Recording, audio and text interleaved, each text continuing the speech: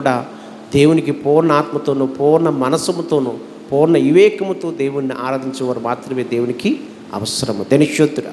ఎందుకంటే దేవుని యొక్క లేఖనాల్లో ఒక మాట వినపడుతుంది.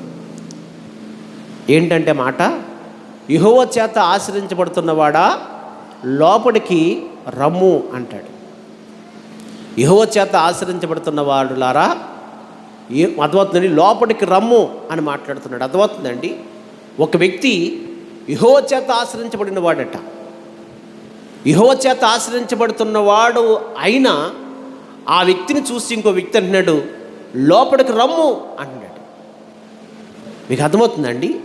అంటే ఒక వ్యక్తి ఎలా ఆశీర్వదించబడ్డాడో, ఒక వ్యక్తి ఎలా దీవించబడ్డాడో, ఒక వ్యక్తి ఒక ఉన్నతమైన స్థితిలో అతను ఉండడానికి కారణం ఏంటో ఇంకొక వ్యక్తి తెలుసుకున్నాడు. అతని వారి యొక్క వ్యక్తి యొక్క సాక్ష్యాన్ని తెలుసుకుని ఆ సాక్ష్యం తెలుసుకున్న యొక్క వ్యక్తి అంటున్నాడు, యెహోవా చేత ఆశ్రయించబడుతున్నవాడా రమ్ము అంటున్నాడు. ఈరోజు చాలామంది కూడా వారి కష్టం మీద, వారి బలం మీద, వారి జ్ఞానం మీద, వారి తెలివితేటల మీద ఆధారపడి ఏదో రకంగా ఆశీర్వాదంతో ఉందాము, ఒక ఉన్నతమైన స్థితిలో ఉందాము, అందరి చేత గొప్ప అనిపించుకుందాము అన్నట్లుగా చాలామంది కూడా వారి బలం మీద, వారి జ్ఞానం మీద, వారి తెలివితేటల మీద ఆధారపడి చాలామంది కూడా మూర్ఖంగా ఆలోచిస్తారు. చాలామంది కూడా అటువంటి వారు దేవునికి సరిగ్గా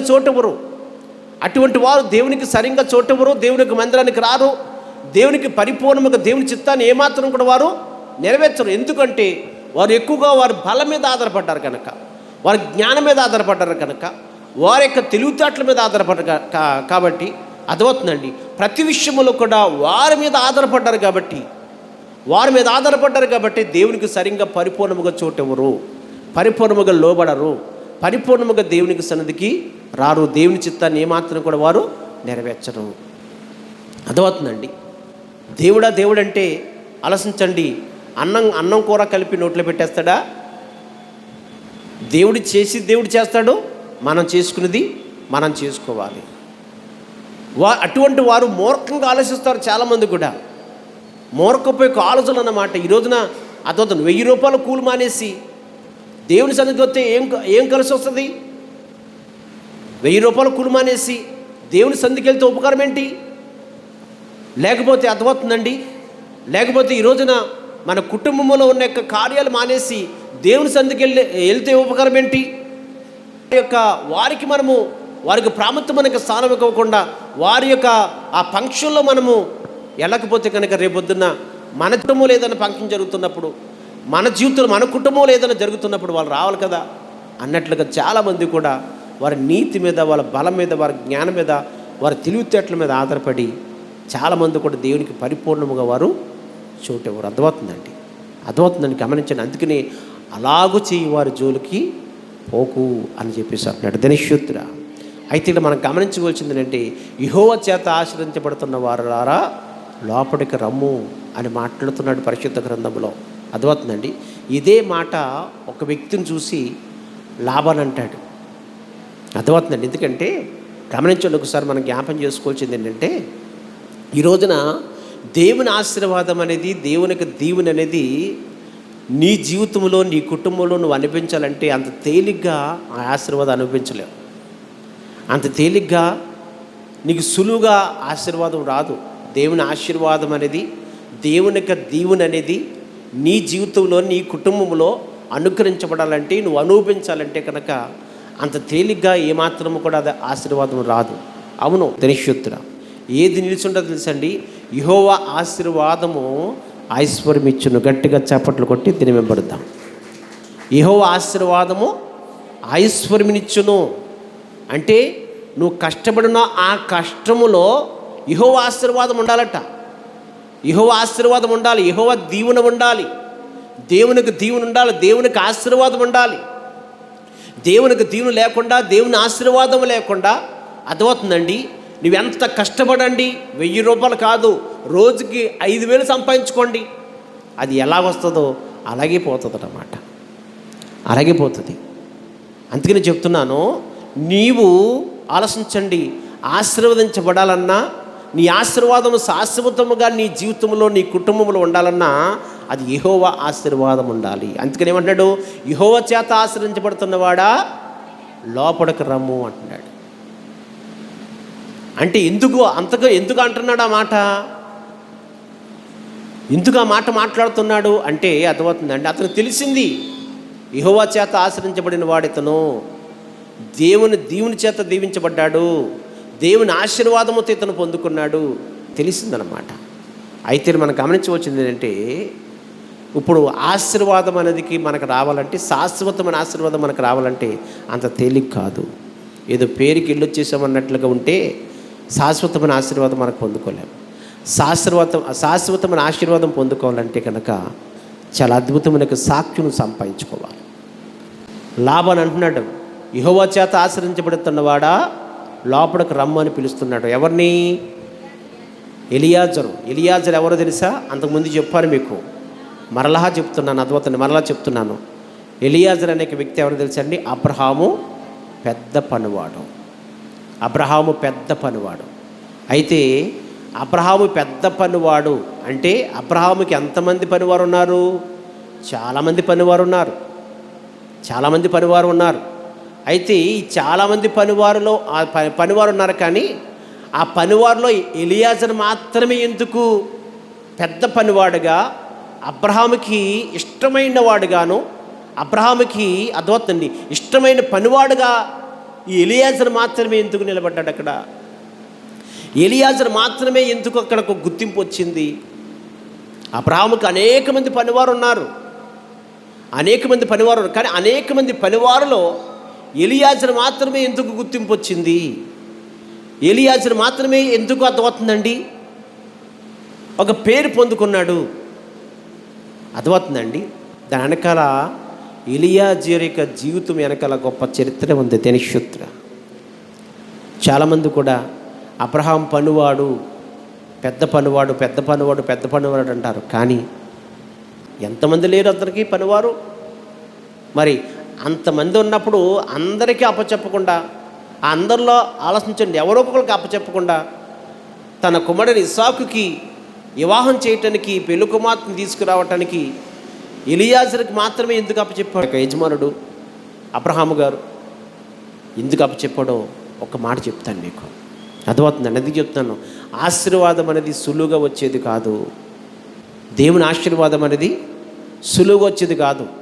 ఆశీర్వాదం అనేది అద్భుతాన్ని పొందుకోవాలంటే కనుక కొన్ని విడిచిపెట్టుకునే అవకాశం, కొన్ని విడిచిపెట్టుకోవాలి, కొన్ని కాదనుకోవాలి, కొన్ని విడిచిపెట్టుకోవాలి, కొన్ని కాదనుకోవాలి. అద్భుతండి కొన్నిటిని అసహించుకోవాలి. సులువుగా వచ్చేది కాదు. దేవుని ఆశీర్వాదం, శాశ్వతమైన ఆశీర్వాదము సులువుగా వచ్చేది కాదు. ఎప్పుడైతే దేవుని యొక్క సన్నిధిలోకి వచ్చావో, యేసు క్రీస్తు యొక్క నీడలోకి ఎప్పుడైతే నువ్వు వచ్చావో, ఆ క్షణం మొదలుకొని దేవునికి నమ్మకము ఉండడానికి నువ్వు ప్రయత్నం చేయాలి. దేవునికి నమ్మకముగా ఉండడానికి నువ్వు ప్రయత్నం చేయాలి. ఎందుకు అంటే నమ్మకమైన వారికి దీవులు మెండుగా కలగజేస్తానని చెప్పేసి దేవుడు చెప్పాడు. కాబట్టి ఎప్పుడైతే నువ్వు దేవుళ్ళలోకి వచ్చావో, దేవుళ్ళలోకి వచ్చిన క్షణం మొదలుకొని దేవునికి నమ్మకస్తురాలుగా ఉండటానికి నువ్వు ప్రయత్నం చేయాలి, ప్రయాసపడాలి. అలా ప్రయాసపడటంలోనూ అర్థమవుతుందండి కొన్ని విడిచిపెట్టుకోవాలి, కొన్నింటిని అసహించుకోవాలి, అర్థమవుతుందండి కొన్నింటిని కాదనుకోవాలి. ఇంకొక మాట చెప్తాను, కొన్ని శరీర యొక్క సుఖాలు కూడా విడిచిపెట్టేసుకోవాలి. అటువంటి యొక్క తెగింపు ఎప్పుడైతే నిలువ ఉంటుందో యెహోవా ఆశీర్వాదము నీకు అనుకరించబడుతుంది. గట్టిగా చప్పట్లు కొట్టు దినచరిత్ర. అయితే మనం ఎలియాజరు అబ్రహాం పనివారిలో చాలామంది ఉన్నారు, కానీ ఎలియాజరు మాత్రమే ఒక గుర్తింపు రావడానికి కారణం ఏంటి? ఎలియాజరు మాత్రమే యెహోవా ఆశీర్వాదం పొందుకున్నవాడా లోపలికి రా అని ఇంకొక వ్యక్తి చేత సాక్ష్యం సంపాదించుకోవడానికి కారణం ఏంటి అనేది మనం పరిశీలన చేసుకుంటుంటే, ఎలియాజరు అబ్రహాము కుటుంబానికి సంబంధించిన వాడు కాడు. ఒకటి వింటున్నారా? అబ్రహాము కుటుంబానికి సంబంధించిన వాడు కాడు. అర్థమవుతుందండి? అబ్రహాము కుటుంబానికి సంబంధించిన వాడు కాదు. రెండో విషయం ఏంటంటే, అబ్రహాము అర్థమవుతుందండి అబ్రహామును వెంబడించిన వారిలో అర్థమవుతుంది అంటే తన స్వదేశం నుంచి వచ్చిన వారిలో వాడు ఏమాత్రం కూడా కాదు. అబ్రహాము అర్థమవుతుందండి, ఇంటికాడి నుంచి వస్తున్నప్పుడు అబ్రహాము కుటుంబం అంటే భార్య కావచ్చు, లోతు కావచ్చు, లోతు భార్య కావచ్చు, అదివారు కాదు, తన రక్త సముద్రం ఎంత మాత్రం కూడా అబ్రహాము ఎంత మాత్రం కూడా కాదు. అయితే కొంతకాలం ప్రయాణం చేస్తూ ఉన్నప్పుడు ఇతను ఎదురవుతాడు, అబ్రహాము గారికి ఎదురవుతాడు. ఆ ఎదురవుతున్న సమయంలో చాలా భయంకరమైన సమస్యతో ఎదురవుతాడు అబ్రహాము గారికి ఎలియాజరు. ఏంటి ఆ సమస్య అంటే, తన స్వదేశంలో ఎలియాజరు యొక్క తన స్వదేశంలో అతని దేశంలో ఉన్న కొంతమంది వ్యక్తుల దగ్గర అప్పులు చేసేసి అప్పులైపోయి అప్పులైపోయి ఆ అప్పులు తీర్చలేక, అప్పుల వారి యొక్క ఒత్తులు తట్టుకోలేక అతన్ని పారిపోయి అతను ముందుకు వస్తున్నాడు. ముందుకు వస్తున్నప్పుడు ఆ ముందుకు వస్తున్న సమయంలో ఇంకా సమస్యలు అనమాట. ఎందుకంటే తాగటానికి నీళ్ళు లేవు, అదొకటండి, తినడానికి ఆహారం లేదు. అలా పరిగెట్టుకుంటూ అప్పుల వారి యొక్క బాధలు తట్టుకోలేక, భరించుకోలేక ఆ ఎలీజర్ అనే వ్యక్తి పరిగెట్టుకుంటూ అరణ్య మార్గంలో పరిగెట్టుకుంటూ వస్తున్న సమయంలో సమస్యలిపోయి ఒక ప్లేస్లో పడిపోయాడు అతను. ఆ పడిపోతున్నప్పుడు అబ్రహాము భార్య చూసింది, సారా చూసి అబ్రహాంని పిలుస్తుంది, అబ్రహాం త్వరగా రా, ఇక్కడ ఎవరో ఒక వ్యక్తి పడిపోయి ఉన్నాడు, సమస్యలు పోయాడు, రా అని పిలుస్తున్నప్పుడు గబగబా అబ్రహాం వచ్చి అతని దగ్గరున్న నీళ్లు తీసుకొచ్చి అతనికి నీళ్లు పట్టించిన తర్వాత అంటే కొద్దిగా అలసట తీర్చుకున్న తర్వాత అతనికి ఆహారం పెట్టాడు. ఆహారం పెట్టిన తర్వాత అడుగుతున్నాడు, ఏంటి నీ పరిస్థితి, ఎక్కడి నుంచి వచ్చావని చెప్పేసి అంటే అతను చెప్పట్లేదు. అతను చెప్పకపోయేటప్పటికీ ఈ లోపల 4 వ్యక్తులు ఆ యొక్క ఎలియాజర్ నిమిత్తము వచ్చి అడుగుతున్నారు, ఈ వ్యక్తి మాకు కావాలని చెప్పేసి అంటే అబ్రహాము అడుగుతున్నాడు, దేనికోసం అని చెప్పేసి వాళ్ళని అడుగుతున్నప్పుడు ఇతను మా దగ్గర సొమ్ము తీసుకున్నాడు, సొమ్ము తీసుకుని ఆ సొమ్ము కట్టకుండా ఇతను పారిపోయి చేశాడు. అందుకాబట్టి ఆ సొమ్ము తీరేంత వరకు కూడా అతను మా దగ్గర ఉండాలని, మాకు బానిసలుగా ఉండాలనే ఉద్దేశంతో మేము వచ్చామని చెప్పేసి అంటే అప్పుడు అబ్రహాము అన్నాడు, అలా కాదు, ఆ వ్యక్తి నాకు కావాలి. అందుకాబట్టి అతను ఎంత అయితే మీకు సొమ్మిచ్చారో ఆ సొమ్ము వడ్డీతో సహా మీకు ఇచ్చేస్తాను, కాబట్టి మీరు పట్టుకుని వెళ్ళిపోమని చెప్పేసి అంటే అప్పుడు నాకు సొమ్ము కావాలని చెప్పేసి 4 అంటున్నప్పుడు ఈ ఎలియాజరు వాళ్ళ దగ్గర ఎంతదే సొమ్ము తీసుకున్నాడో అంత సొమ్ము కూడా అథవా వాళ్ళకి ఇచ్చేసి పంపించేశాడమ్మ, ధనిష్యుతుడా పంపించేశాడు. ఇప్పుడు ఈ ఎలియాజరు యొక్క బాకీ ఎవరు తీర్చారు? అబ్రహాం తీర్చాడు. ఈ ఎలియాజర్ బాకీ అబ్రహాం తీరిస్తే, అబ్రహాం తీర్చేసిన తర్వాత అప్పుడు ఎలియాజర్ ఎక్కడ ఉండాలి? అబ్రహాం అన్నాడు, ఈయన బాకీ తీరిపోయింది కదా, నీ బానిసత్వం తీరిపోయింది కదా, వెళ్ళి నీ స్వదేశానికి వెళ్ళి శుభ్రంగా హాయిగా బ్రతకని చెప్పేసి అబ్రహాం ఎలియాజర్తో చెప్పాడు. ఎలియాజర్తో చెప్తున్నప్పుడు అది అంటున్నాడు, కాదయ్యా, కాదు, నీవు నాకు సహకారముగా ఉన్నావు కాబట్టి నేను నీతో ఉంటాను. నువ్వు నాకు సహాయం చేసావు, నువ్వు సహకారముగా, నువ్వు అన్ని విషయంలో నాకు సహకారముగా ఉన్నావు కాబట్టి, నాకు సహాయం చేసావు కాబట్టి నీతో ఉంటాను. నువ్వెక్కడైతే ఉంటావో అక్కడే ఉంటాను, నేను నీతో పాటు నేను నడిచి వచ్చేస్తానని చెప్పేసి మాట్లాడుతున్నాడు ధనిష్ఠుడా. అలా కాదు, నీవు ఇంటికి వెళ్ళు, నీ స్వదేశానికి వెళ్ళిపో, నీ వారితో శుభ్రంగా హాయిగా సంతోషంగా గడపమని చెప్పేసి అబ్రహాం గారు చెప్తుందంటే ఈ ఎలియాజర్ ఏమాత్రం కూడా ఆ మాటకి ఒప్పుకోకుండా, ఆ మాటకి లోబడకుండా అద్భుతం నిజంగా కూడా అబ్రహాం గారు చెప్పిన మాట ప్రకారంగా చేస్తే ఎలియాజరు శుభ్రంగా హాయిగా తన కుటుంబంతో సంతోషంగా ఉంటాడు కదా, ఆనందంగా ఉంటాడు కదా, సంతోషంతో ఆనందంతో తనకి భార్య ఉండొచ్చు, బిడ్డలు ఉండొచ్చు, అర్థమవుతుందండి, తన కుటుంబం ఉండొచ్చు, తన స్వదేశంలో శుభ్రంగా హాయిగా సంతోషంగా ఉండొచ్చు కదా. అలా ఉండటానికి ఏమాత్రం కూడా ఇష్టపడకుండా ఎలియాజరు కష్టమైన, నష్టమైన, ఇబ్బంది అయినా ఏదైనా సరే అబ్రహాము నీతోనే ఉంటానంటున్నాడు. ధనిష్ఠుడా, నీతోనే జీవిస్తాను, నిన్నే వెంబడిస్తాను అని మాట్లాడుతున్నాడు. గట్టిగా చప్పట్లు కొట్టి తెలియబడతాను. ధనిష్ఠుడా, అవునండి, ఈ రోజున నీ జీవితంలో కూడా ఎన్నో సమస్యలతో, ఎన్నో ఇబ్బందులతో, ఎన్నో ఇరుకులతో, ఎన్నో వ్యాధి బాధలతో నువ్వు కొట్టుమిట్లాడిపోతున్నప్పుడు, నువ్వు కృంగిపోతున్నప్పుడు, అయ్యో ఈ సమస్యలు ఎలాగా నేను తట్టుకోవాలి, ఎలా జయించాలని ఒక ఆలోచనకు వచ్చి ఇంక ఇటువంటి జీవితం జీవించి కన్నా చనిపోతే బెటరు అన్నట్లుగా ఆలోచించండి. చనిపోవటానికి కూడా ఏమాత్రం కూడా వెనకం చేయకుండా భయంకరంగా పరిస్థితులను పడిపోతున్నప్పుడు దేవుని యొక్క స్వరము నీవు విని, దేవుని యొక్క మాట విని, ఆ మాట యందు విశ్వాసముతో నమ్మకముతో దేవుని దగ్గరికి, దేవుని యొక్క సన్నిధికి ఎప్పుడైతే నువ్వు వచ్చావో, వచ్చినప్పుడు అర్థమవుతుందండి, దేవుడిని ఆశ్రయించి నీకు అన్ని విషయంలో ఏ కష్టంలో ఉన్నావో, ఏ శ్రమలో ఉన్నావో, ఏ శోధనలో ఉన్నావో, ప్రతి క్షణము ప్రతి నిమిషం కూడా నీకు సహాయం చేసి ఆ కష్టాలు, ఆ శ్రమలు, ఆ శోధనలు, ఆ నిందలు, ఆ అవమానాలు, ఆ ప్రమాదాలు, ఆ అప్పుల నుంచి దేవుడు విడిపించి ఈ రోజున భూమి మీద బ్రతకడానికి దేవుడు కృప చూపించాడు కదా. దేవుడు సహాయం చేశాడు కదా. చేశాడా లేదా? దేవుడు సహాయం చేశాడు కదా. మరి ఎలియాజరున్న కృతజ్ఞత నీకుందా దేవుడి పట్ల? ఎలియాజరుకున్న యొక్క కృతజ్ఞత నీకుందా దేవుడి పట్ల? దేవుడు నీ జీవితంలో ఎన్నో గొప్ప కార్యాలు చేశాడు. ఈ రోజున నీవు కావచ్చు, అతను నీవు ఈ రోజున భూమి మీద ఉన్నావంటే, క్షేమముగా ఉన్నావంటే కారణము దేవుని కృప కాదా? దేవుని కాదా? దేవుని దయ కాదా? మరి దేవుడు నీ పట్ల చేసిన మహా గొప్ప కార్యము కదా. అటువంటి కార్యాలు అనుభవించి దేవునికి సాక్షిగా ఎలా నిలబడ్డావో ఒకసారి నువ్వు జ్ఞాపం చేసుకో. ఎలా నిలబడుతున్నావో నువ్వు జ్ఞాపం చేసుకో. ఎలా నిలబడుతున్నావో, ఎలాగా ఆలోచించండి, సాక్షిగా నువ్వు ఉన్నావో ఒకసారి నువ్వు జ్ఞాపం చేసుకో. ఎలియాజరు అంటున్నాడు, అయ్యా అలా కాదు, నీ రోజున నీవు నాకు సహాయం చేస్తావు కనుక కష్టమైనా సరే, నష్టమైనా సరే, ఇబ్బంది అయినా సరే, శోధనైనా సరే, ఏదైనా సరే అది నీతోనే ఉంటాను, నీతోనే ఉంటాను. ఏరి దాటిన తర్వాత ఒకటి,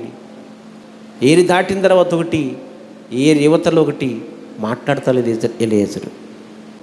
కష్టకాలంలో ఎలాగైతే అబ్రహాము ఎలియాజరుకి సహాయం చేస్తాడో, ఆ సహాయం చేస్తున్న ఆ యొక్క అబ్రహాముకి నమ్మకస్తుడిగా ఉండాలనే ఉద్దేశంతో అబ్రహాము కూడా తిరుగుతున్నాడు. అబ్రహాము ఏది చెప్తే అది చేస్తున్నాడు. అబ్రహాము అదస్తున్నాడు, ఎలా జీవించమంటే అలా జీవిస్తున్నాడు. అబ్రహాము యొక్క చెప్పినట్లుగా అతను ఎలియాజరు చేశాడు కాబట్టి యెహోవా చేత ఆశ్రయించబడ్డాడు. యెహోవా చేత ఆశ్రయించబడటమే కాకుండా, యెహోవా చేత ఆశ్రయించబడుతున్నవాడా లోపలికి రమ్ము అని ఒక వ్యక్తి చేత ఒక సాక్ష్యం సంపాదించుకున్నాడు. గట్టిగా చప్పట్లు కొట్టింది మేము ధనిష్యోత్తుడా. ఎలియాజరు పొందుకున్న ఆశీర్వాదము, దేవుడిచ్చిన ఆశీర్వాదము, అది శాశ్వతమైన ఆశీర్వాదము. అర్థమవుతుందండి. అటువంటి కృతజ్ఞతలు కలిగి ఈ రోజున ఎంతమంది దేవునికి సాక్షిగా నిలబడుతున్నారు చెప్పండి సార్. ఇప్పుడు లోకానికి, లోకములో ఉన్న వాటికి ఇచ్చిన ప్రాముఖ్యమైన స్థానము దేవుడికి ఇవ్వలేకపోతున్నావే. నీ కష్టకాలములో, నీ శ్రమ కాలములో, నీ శోధన కాలములో, నీ ఇబ్బంది కాలములో దేవుడు హక్కును చేర్చుకుని నీకు సహాయం చేసి, అన్ని విషయములో కూడా నీ పాపాన్ని క్షమించి హక్కును చేర్చుకుని అన్ని విషయంలో నీకు సహాయం చేసిన దేవాది దేవుణ్ణి మర్చిపోయి తిరుగుతున్నావు. ఒక్కసారి నువ్వు జ్ఞాపం చేసుకో ప్రియా సహోదరి సులుదా. ఎలియాజరు సాక్ష్యము నువ్వు చూడాలప్పుడు ఈ రోజున నీ సాక్ష్యం ఎలా ఉంది? యెహోవా చేత ఆశ్రయించబడుతున్నవాడా లోపలికి రమ్మని ఒక వ్యక్తితో, అతను లాభాలతో అక్కడ పిలిపించుకుంటున్నాడు. ఒక్కసారి నువ్వు జ్ఞాపం చేసుకో. ఈ రోజున అటువంటి సాక్ష్యము ఈ లోకంలో నువ్వు సంపాదించుకున్నావా? అటువంటి సాక్ష్యము అతను కలిగి ఈ లోకంలో నువ్వు ఉన్నావా? అవుతుందండి ప్రార్థనకి ఏం ఉపయోగమండి, ఏం ఉపకారమండి? వెళ్తుంది వస్తుంది అంతే తప్ప అసలు ఎప్పుడు చూసినా ఏదో సమస్య చెబుతుంది, ఏదో ఒక సమస్య, ఏదో ఒక ఇబ్బంది, ఏదో ఒక ఇరుకు, ఏదో ఒక శోధన చెప్తూ ఉంటుంది. ఎప్పుడు చూసినాను దేవుని మందిరానికి వెళ్తుంది కానీ ఉపకారం ఏంటండి? వాళ్ళకన్నా లోకంలో ఉన్నవారు బెటరండి. దేవునికి స్తోత్ర. ఎందుకు అటువంటి హీనమైన సాక్ష్యం సంపాదించుకుంటున్నావు? గుర్తింపు లేని సాక్ష్యం ఎందుకు నువ్వు అలాగున్నా నువ్వు అంటే, ఎలియాజరు అబ్రహాముకి నమ్మకముగా ఉన్నాడండి. సహాయం చేసిన వాడికి నమ్మకముగా ఉన్నాడు. సహాయం చేసిన వాడు ఒక చెప్పు చేతుల్లో ఉన్నాడు. ఎలియాజరు నమ్మకముగా ఉన్నాడు కాబట్టి నమ్మకమైన వారికి దీవులు మిండుగా కలగజేస్తాడు దేవుడు. ఆలోచించండి, అబ్రహాముకి నమ్మకముగా ఉన్నవాడు అబ్రహాము దేవుడు అబ్రహాముతో పాటు ఎలియాజరును కూడా దేవుడు ఆశీర్వదించాడు. ధనిష్యోత్తుడా. ఎలియాజరును కూడా ఆశ్రయించాడు. అబ్రహామును ఆశ్రయించిన వాడే. అబ్రహాముకి నమ్మకముగా ఉన్న ఎలియాజరును కూడా దేవుడు ఆశీర్వదించాడు. గమనించండి, పరిశుద్ధాత్మ దేవుడు నీతోనే మాట్లాడుతున్నాడు. ఆలసించండి, నా కుమారుడా యెహోవాను గణపరచము, రాజును గణపరచము, అలాగూ చేయని వారి జోలికి పోకండి. దేవునికి స్తోత్రం. అలా పోతే కనుక ఎంత ప్రమాదమో తెలుసండి, ఎంత ప్రమాదమో తెలుసండి, చాలా ప్రమాదం అన్నమాట. అర్థమవుతుందండి ఎంత ప్రమాదమో చెప్తున్నాను, వినండి ఒకసారి, ఆలోచించండి. సంఖ్యాకాండము 16:1 తీసారా? అందరు తీయండి. సంఖ్యాకాండము 16:1 కానించి, ఆ లేవినికి మున్నుమడవను హాతాకు ఆ మనవడను కోరాహు దాతాబు అభిరాములను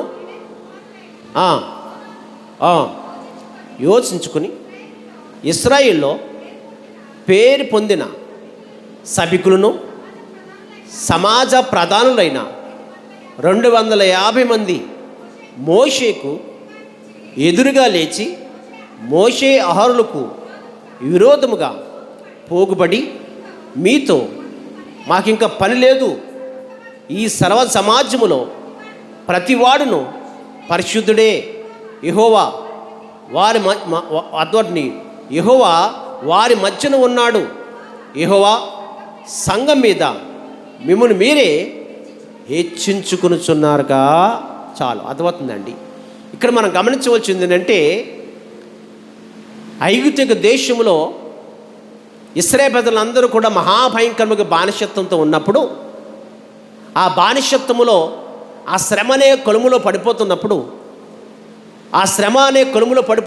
ఆ శ్రమలు తట్టుకోలేక భరించుకోలేక దేవునికి ప్రార్థన చేస్తున్నప్పుడు, దేవుడు వారి ప్రార్థన ఆలకించి వారి మూలుగులు చూసి వారి కన్నీళ్లు చూసి, అర్థమవుతుందండి, మోషే అనే సేవకుడిని, మోషే అనే వ్యక్తిని ఎన్నుకుని అతను అభిషేకించిన వ్యక్తిని అహరోనుని మోషేని, అర్థమవుతుందండి, ఐగుప్తు దేశానికి పంపించి ఆ ఐగుప్తు దేశంలో మహాభయంకరమైన శ్రమ అనే కొలుములో బాధపడుతూ కృంగిపోతూ నలిగిపోతున్న వారిని అందరినీ కూడా ఈ మోషే అహరోను ద్వారా దేవుడు విడిపించి, అర్థమవుతుందండి, కానాను దేశానికి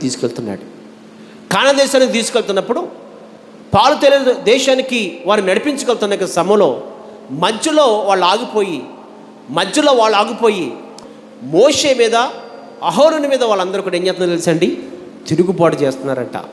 అది వీళ్ళెవరు అంటే లోకములో ఉన్నవారు కాదు, దేవుడు అంటే తెలియనివారు కాదు, దేవునికి సేవకులంటే తెలియనివారు కాదు. దేవుని సేవకులంటే ఏంటో తెలుసు, దేవుడు అంటే తెలుసు, ఆత్మీయ సంబంధమైన జీవితం అంటే తెలుసు, విశ్వాసం అంటే తెలుసు, నమ్మకం అంటే తెలుసు, భక్తి జీవితం అంటే తెలుసు. కానీ అన్నీ తెలుసున్నవారైన ఈ కోరాహు దాతాబు అబ్రాములు మాత్రము దేవునికి సేవకులకి తిరుగుబాటు చేస్తున్నారట. తిరుగుబాటు చేస్తున్నారట. దేవుని యొక్క సేవకుడు యొక్క మోషే యొక్క మాటకి ఆలోచించండి, తిరుగుబాటు చేసి వారు అంటున్నారు, సర్వ సమాజంలో అందరూ పరిశుద్ధులే, మోషే అందరూ నీతిమంతులే, ఎందుకు మీకు మీరే హెచ్చించుకుంటున్నారు, మీరు చెప్పిందే చేయమంటున్నారు, మీరు చెప్పిన మాట ప్రకారం నడుచుకోమంటున్నారు, ఎందుకు అంటున్నారు ఆ మాట అంటున్నారు వీళ్ళు, కోరాహు దాతాదు అబ్రాములు. అర్థమవుతుందండి. అక్కడేం చేశారు, ఎక్కడ ఐగుప్తు దేశంలో శ్రమ అనే కొలుములో బాధపడుతున్నప్పుడు అక్కడేం చేశారు, దేవా నాకు సహాయం చేయదేవా, ఈ శ్రమ అనే కొలుములో నుంచి విడిపించేవారు కానీ సహాయం చేసేవారు కానీ ఎవరు లేరా అని ఎంతో కుమ్ములిపోతూ నలుగుపోతూ కన్నీటితో ప్రతి రాత్రి కూడా దేవునికి ప్రార్థన చేస్తున్నారు. ఆ శ్రమలన్నీ కూడా తప్పిపోయిన తర్వాత, ఆ సోదరులన్నీ తప్పిపోయిన తర్వాత ఇప్పుడు అర్థమవుతుందండి, క్షేమంగా సురక్షితంగా ఉన్నప్పుడు ఇప్పుడు మోషే మీద అహరోను మీద తిరుగుబాటు చేస్తున్నారు వాళ్ళు. ఆలోచన అర్థమవుతుందండి, కొంతమందికి రావాలి, కొంతమందికి రాకుండా అర్థమవుతుందండి. ఈ కోరాహు దాతాబు అబ్రాములు చెప్పిన మాటల ప్రకారంగా ఆలోచించండి, ఆ ఇశ్రాయేలు ప్రజల్లో ఆలోచించండి, గొప్ప వీరులైన వారు 250 మంది ఆ మోర్పు యొక్క మాటలు విని ఆలోచించండి, వారు అడుగు జడలు నాటడం ప్రారంభించారు. ఎవరు అడుగు జడలను? ఈ కోరాహు, తాతాపు, అబ్రాముల యొక్క వారు అడుగు చాడలో నడవడం ప్రారంభించారు. అర్థమవుతుందండి. అసలు మోషేకి తిరుగుబాటు చేయటమే అర్థమవుతుందండి. మోషే ఆహారులకు తిరుగుబాటు చేయటమే చాలా భయంకరంగా పాపము, చాలా భయంకరంగా పాపము. ఆ పాపము చేస్తున్న వారితో పాటు ఈ 250 మంది కూడా ఏం చేస్తుందో తెలుసండి, వారితో పాటు సహకారంగా ఉంటూ వారు మాటలో కలిపి ఆలోచించండి, వారు చెప్పు చేతలో నడుస్తూ ముందుకు కొనసాగుతున్నారు. జాగ్రత్త సుమి సహోదరి, నా కుమారుడా యెహోవాను కనపరచుము, రాజును కనపరచుము, అలాగు చేయని వారి జోలికి పోవద్దు అన్నాడు. ఎందుకంటే అలాగు చేసిన వారి జోలికి పోతే కనుక చాలా ప్రమాదం, చాలా అపాయం ముంచుకొస్తుంది, చాలా అపాయం అర్థమవుతుందండి. మనకి ఎదురుగా ముంచి ఉంది, చాలా ప్రమాదం అవుతుందండి. గమనించండి, పరిశుద్ధాత్మ దేవుడు మాట్లాడుతున్న మాటని జ్ఞాపం చేసుకోండి. ఎలియాజరు ఆశీర్వదించబడడానికి కారణం ఏంటో ఆలోచించండి. కోరాహు, దాతాబు, అబ్రాములు ఈ 250 మంది నాశనానికి వెళ్ళిపోవడానికి కారణం ఏంటో ఒక్క మాట చెప్పేసి ముగించేస్తాను. ధనేశ్వరుడా, ఎప్పుడైతే ఈ కోరాహు, దాతాబు, అబ్రాములు దేవునికి సేవకుడైన మోషేకి, అహరోనుకి ఎప్పుడైతే తిరుగుబాటు చేశారో అర్థమవుతుందండి. వారి చెప్పు చేతలు బట్టి వారి యొక్క మాట ప్రకారంగా ఎప్పుడైతే అర్థమవుతుందండి, ఈ 250 మంది వాళ్ళకి సహకారంగా ఉన్నారు, వాళ్ళ మాటల్లో కలిపి ముందుకెళ్ళారో అర్థమవుతుందండి. ఈ కోరాహు, దాతాబు, అబ్రాములకి ఆలోచించండి, భూమి మీద ఉన్న యొక్క మానవుడికి రానటి యొక్క మహాభయంకరమైన మరణం వారికి సంభవించిందంట. భయంకరమైన మరణం వారికి సంభవించిందంట. అర్థమవుతుందండి. వాళ్ళ యొక్క చెప్పు చేతుల్లో నడుచుకున్న 250 మంది అగ్ని చేత వాళ్ళు కాల్చబడ్డారట. అగ్ని చేత మహాభయంకరంగా శ్రమ వారికి వచ్చినట్లుగా మనం చూస్తున్నాం పరిశుద్ధ గ్రంథంలో.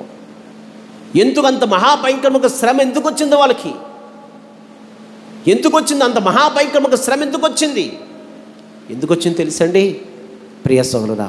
తిరుగుబాటుతనము, సేవకుడి మీద తిరుగుబాటుతనము, సేవకురాల మీద తిరుగుబాటుతనము, వాక్యం మీద తిరుగుబాటుతనము, వాక్యం మీద అబద్ధాలు, వాక్య విషయంలో అద్భుతమైన కోపాలు, వాక్యానుసారంగా జీవించడం విషయంలో వ్యతిరేకమైన భయంకరమైన భావాలు ఇలా కలగటం వలన అర్థమవుతుందండి 250 మంది అగ్ని చేత కాల్చబడ్డారు. ఈ కోరాహు, దాతాబు, అబ్రాములు మానవుడికి రానేటికి మహాభయంకరంగా మరణం బ్రతికొండగానే పాతాలకు వాళ్ళు దిగిపోతున్నట్లుగా మనం చూస్తున్నాం. అందుకని చెప్తున్నాడు, అలాగు చేయని వారు జోలికి పోకు, కుమారుడా యెహోవాను కనపరచుము, రాజును కనపరచుము, అలాగు చేయని వారి జోలికి పోవద్దు, ఎందుకంటే అది ప్రమాదం. ఈ కోరాహు, దాతాబు, అబ్రాములకి పట్టిన గతి వాళ్ళకే కాదండి, వాళ్ళకు కలుగున్నదంతా కూడా పాత్రలోనికి వెళ్ళిపోయిందట. వారు సంపాదించుకున్నదంతా కూడా పాత్రలోకి వెళ్ళిపోయిందట. వాళ్ళకు సపోర్ట్ కొన్ని 250 మంది అగ్ని చేత కాల్చబడ్డారు. దేవుని అగ్ని చేత వాళ్ళు కాల్చబడ్డారట. జాగ్రత్త సుమి, దేవునికి సన్నిధికి, దేవునికి సేవకుడికి విరోధముగా లెగుస్తున్నావేమో జాగ్రత్త. నాశనం పంచుకుంది సుమి, నాశనం పంచుకుంది. కానీ అర్థమవుతుందండి, అబ్రహాముకి నమ్మకముగా ఉన్నవాడైనా ఎలియాజరును మాత్రం దేవుడు ఆశీర్వదించేశాడు. ఎలియాజరులో ఉన్నాక ఇంకో లక్షణం ఏంటి తెలుసండి? ఎలియాజరులో ఉన్నాక ఇంకో లక్ష్యం ఏంటి తెలుసండి? అబ్రహాముకి నమ్మకముగా ఉండడమే కాకుండా, అబ్రహాము చెప్పింది చెప్పినట్లుగానే చేయటమే కాకుండా, ఇతను ఆలోచించండి, దేవుని చిత్తాన్ని తెలుసుకున్నవాడట, దేవుని చిత్తాని కోసము ప్రయాసపడుతున్నవాడట, దేవుని చిత్తం కొరకు ప్రార్థన చేసేవాడట. నా యజమానుడి యొక్క కుమారుడికి భార్య అది నీ చిత్తంలో ఉండాలి, నా ఆలోచన బట్టి కాదు, నా తలంపుని బట్టి కాదు, నా ఉద్దేశాన్ని బట్టి కాదు, నా జ్ఞానాన్ని బట్టి కాదు, నా యజమానుడి యొక్క అబ్రహాము యొక్క కుమారుడైన యొక్క ఇస్సాకుకి భార్య కావాలని తేమని చెప్పేస్తున్నాడు. కాబట్టి ఆమె నీ చిత్తంలో ఎవరైతే ఉన్నారో, నీ చిత్తంలో ఎవరైతే ఉన్నారో ఆయమ్మే కావాలి ప్రభువా అని అబ్రహాము యొక్క దేవుడైన యెహోవా దగ్గర ఆలోచించిన దేవుని చిత్తాన్ని తెలుసుకున్నవాడు, దేవుని చిత్తం కొరకు కనిపెట్టేవాడు, దేవుని యొక్క సంకల్పం బట్టి అతను చూసేవాడు. మీకు అర్థమవుతుందండి? ఎప్పుడైనా నువ్వు గ్రహించుకున్నావా? దేవుని చిత్తం కొరకు నువ్వు కనిపెడుతున్నావా? నీ జీవితంలో ఏదైతే కావాలనుకుంటున్నావో, ఏదైతే నువ్వు సంపాదించుకోవాలనుకుంటున్నావో, ఏదైతే నువ్వు కావాలని దేవుని అడుగుతున్నావో, అయ్యా నీ చిత్తంలో ఉందది, నీ సంకల్పంలో ఉందా, నీ చిత్తానుసారంగా నేను నడుస్తున్నానా అని దేవుని చిత్తం కొరకు వెతుకువారు ఎవరున్నారు? దేవుని చిత్తము కొరకు, దేవుని యొక్క సంకల్పం కొరకు ప్రార్థన చేసేవారు ఎవరున్నారు? ఒక్కసారి నువ్వు జ్ఞాపం చేసుకో. ఎందుకంటే దేవుని చిత్తం ఎరిగి ఆయన చిత్తానుసారంగా జీవించిన వారి యొక్క జీవితాలు గొప్ప ఆశీర్వాదకరంగా ఉంటాయి. గట్టిగా చేపట్లు కూడా నిక్షిత్తురా, గొప్ప ఆశీర్వాదకరంగా ఉంటాయండి. దేవుని చిత్తం ఎరిగి ఆయన చిత్తం నెరవేర్చిన వాడు నిత్యమునో నిలిచి ఉంటాడంటాడు. వాడు నిరంతరం నిలిచి ఉంటాడంట. వాడు ఎలియాజరులో ఉన్న యొక్క రెండో గుణం ఏంటి తెలుసండి? దేవుని చిత్తం కొరకు కనిపెట్టిన వాడు, దేవుని చిత్తం నెరవేర్చిన వాడు, దేవుని సంకల్పం బట్టి నడుచుకునేవాడు. అబ్రహాము దేవుడిని చిత్తాన్ని నెరవేర్చిన వాడు అన్నమాట. ఎంతమంది కనబడుతున్నారు దేవుని చిత్తం కొరకు, దేవుని సంకల్పం కొరకు ఎంతవరకు కనబడుతున్నారు? ఒక్కసారి గమనించుకుని పరిశుద్ధాత్మ దేవుడు మాట్లాడుతున్న మాటను జ్ఞాపకం చేసుకోండి. ఎంతమంది ఉన్నారండి? యెహోవా చేత ఆశ్రయించబడుతున్నవాడా లోపలికి రమ్ము అని లాభాన్ని ఎందుకంటున్నాడు? లాభాన్ని ఎందుకంటున్నాడండి? అర్థమవుతుందండి. ఎలియాజరు యెహోవా చేత ఆశ్రయించబడుతున్నవాడు. ఎలియాజరు ఎలాగ ఆశ్రయించబడ్డాడు? ఇప్పుడు ఎలా దీవించబడ్డాడు?